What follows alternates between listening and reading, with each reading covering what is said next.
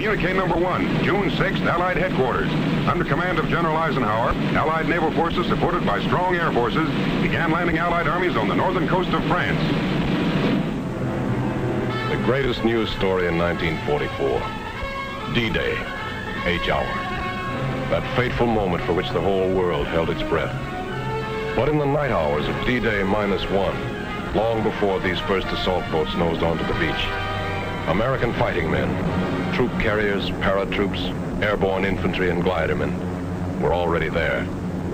This picture is a small tribute to those men, living and dead, who went in before H hour on D-Day, 5 hours ahead of the main force, to start the destruction of Fortress Europe.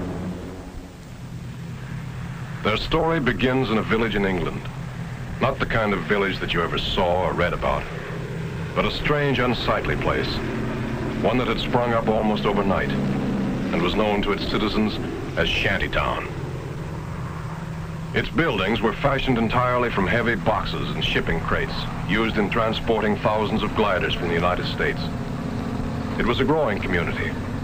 Every time a glider moved out of its crate, there were impatient tenants waiting to move in and set up housekeeping. Or perhaps a business establishment. And everyone in town was there for one purpose, for the day when they would join forces with the British to make the big jump. The jump that would carry them not only across the English Channel,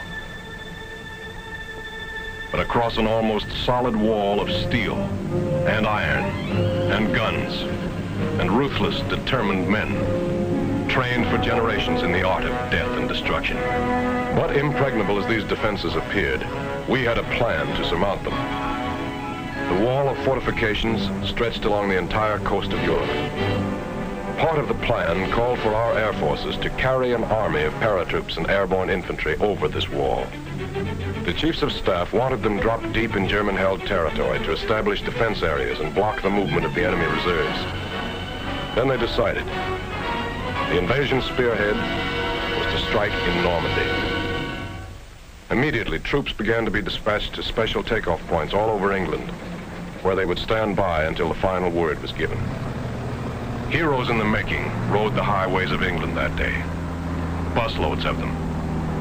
As to how they felt riding into their first real battle, well, we'll let one of them tell you.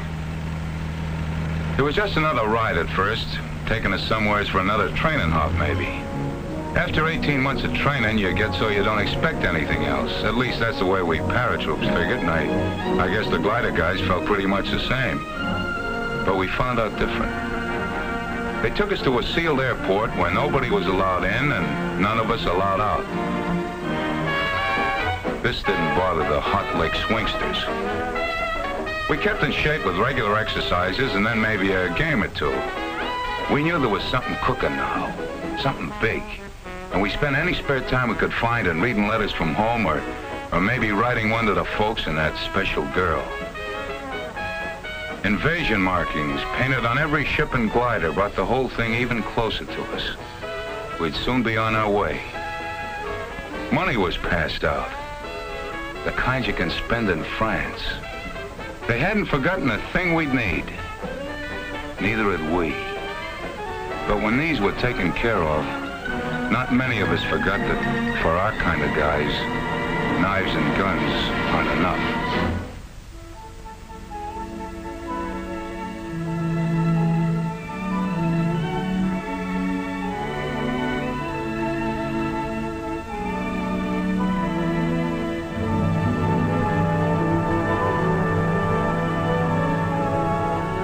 Now we were really ready. General Ike nearly tore his pants stepping over the barbed wire, but he didn't care. He wanted to talk to us. Ike had a lot of questions to ask. What's your name, soldier, he says. Where's your hometown? Who's the toughest man in the outfit? We told him we'd give him the answer to that last one when we get back. He inspected a few of the boys who really have to be tough. The Pathfinders. They go in ahead of all of us and plant signal markers so we can find a way. They live on a steady diet of danger. When I got through with us, we were all keyed up, raring to go. And then it was time. Most of these men had never seen real combat, but remember them. Look at their faces. They've seen plenty of action since. They're the boys of the 82nd and 101st Airborne Divisions. The men who faced von Rundstedt in Belgium, stopped them cold at Bastogne and Stavelot.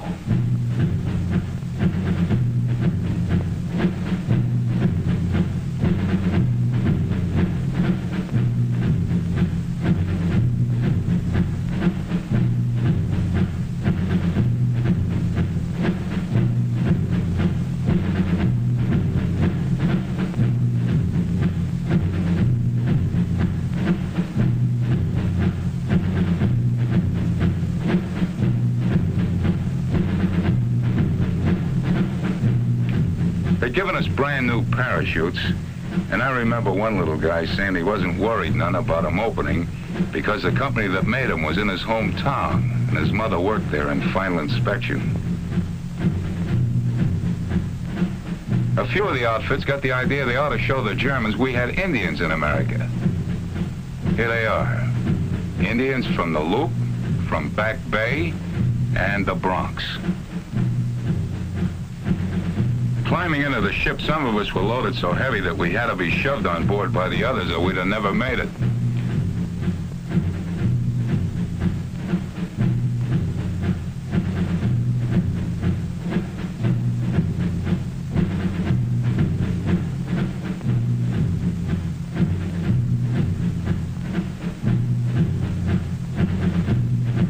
The loading went on into the night.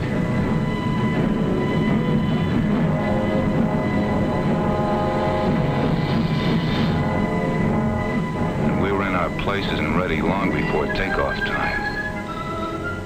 Then we heard the roar of engines as the Pathfinder ships began hopping off.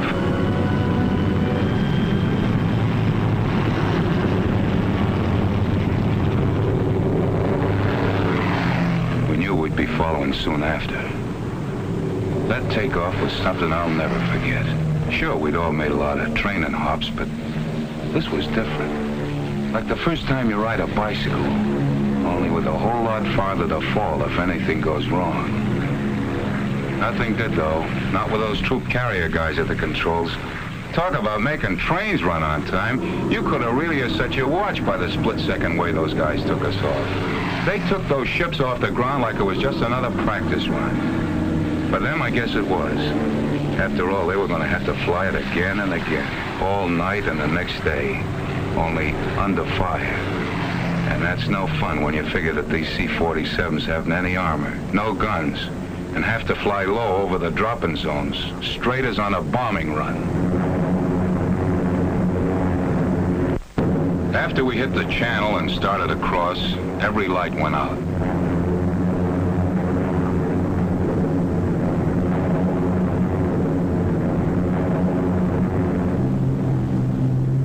We had no idea where we were when we got the order to stand up and hook up. That came so quick we didn't have time to do much thinking before we were over the side and starting that 400-foot drop into France. Thousands of us.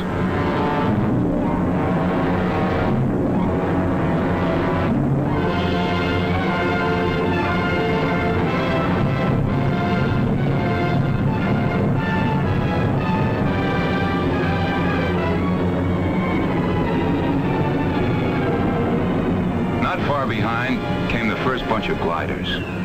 It seemed forever before they hit the ground. They were like clay pigeons for the German snipers. The glider pilots really had their hands full bringing those babies down in the dark that way. There were darn few signal lights to help them find their way. The Germans had caught on with crossfire almost from the minute they'd set down. They had to do their work lying flat on the ground. But those gliders got down, and the troops and guns inside them got into the fight. The pilots fighting right along with them. I guess we did plenty of damage that night. Yes, they did plenty of damage. Blocking road junctions, knocking out bridges, capturing fields for airstrips, and all the while, out in the channel behind them, Navy guns kept slamming away at the beaches, softening things up for the big push that would begin at dawn, clearing the way for the biggest invasion in history, the greatest movement of men and supplies.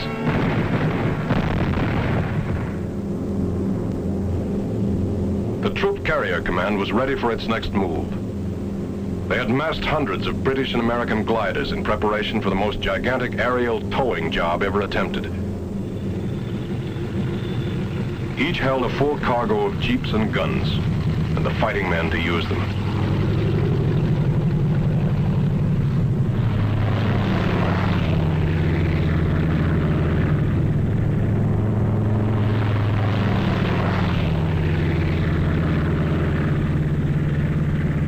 The lives and success of those who were already in France depended on the flight of this vast armada.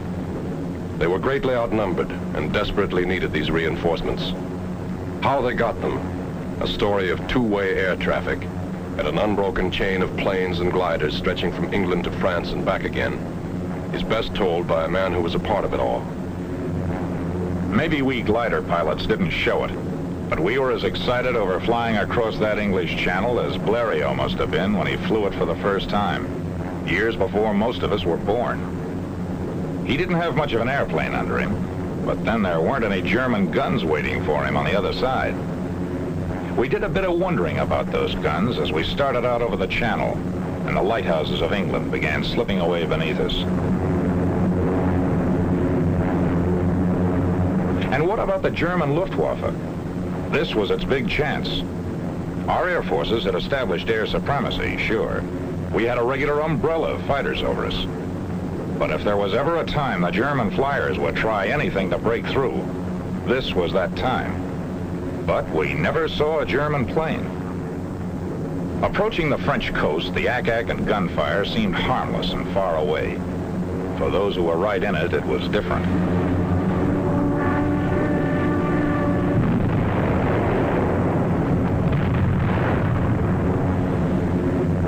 It gave us a feeling of pride to be a part of it all, looking down at those men on the beaches of Normandy.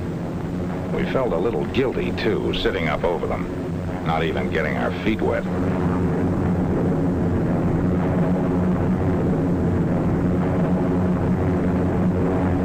The Germans flooded entire areas to slow us up if a beachhead was established.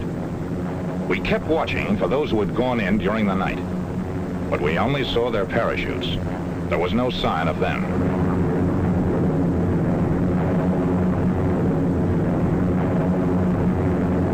The first glider. We'd find out pretty soon what had happened.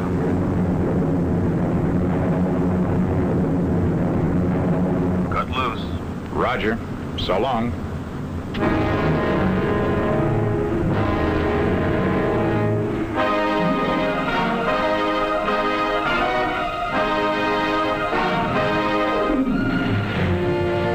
We stretched our glides as much as possible.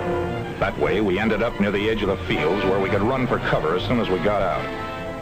Not everybody came down exactly where they wanted to. One glider went right into a German field headquarters. And what was that I said about not getting our feet wet? This bunch was lucky. The Germans were under control in this section. But more than one tow ship and glider made its last flight that day. Guns didn't do all the damage. 15-foot poles driven into the ground ripped off wings and smashed through fuselages.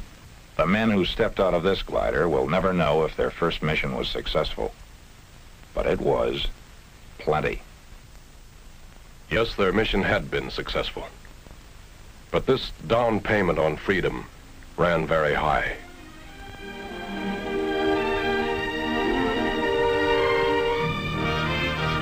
These broken wings served the highest purpose. They carried an army into Normandy. An army which spearheaded the Allied invasion, carried the fight for freedom right to the front door of those who had challenged it. A ring of steel and iron and guns and determined free men was closing in.